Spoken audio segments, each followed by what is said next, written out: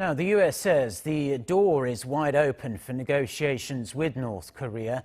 With diplomacy kind of stuck in a holding pattern, Washington's chief nuclear envoy says North Korean negotiators must be empowered to discuss denuclearization. South Korea's point man in North Korea is also calling for another inter-Korean summit soon, ideally before President Trump comes to Seoul. That's going to happen later this month.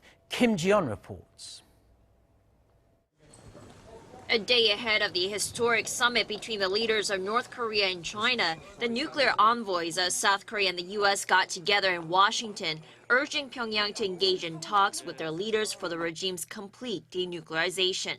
Seoul Special Representative for Korean Peninsula Peace and Security Affairs Lee Do-hoon and his U.S. counterpart Stephen Biegun met on Wednesday at an Atlantic Council event in Washington.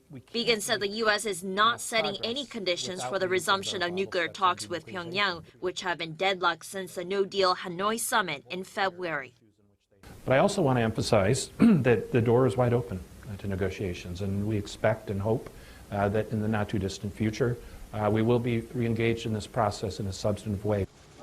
Biegun said the U.S. was willing to discuss all commitments made by North Korean leader Kim Jong-un and U.S. President Donald Trump made at the two leaders' first summit in Singapore last year, including security guarantees for North Korea.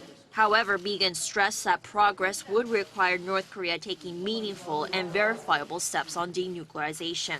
He called on North Korea to hold a fourth summit between the leaders of the two Koreas ahead of President Trump's visit to Seoul next week. The South Korean envoy urged the North to grab the golden opportunity, citing President Trump's promise to provide economic aid in return for denuclearization.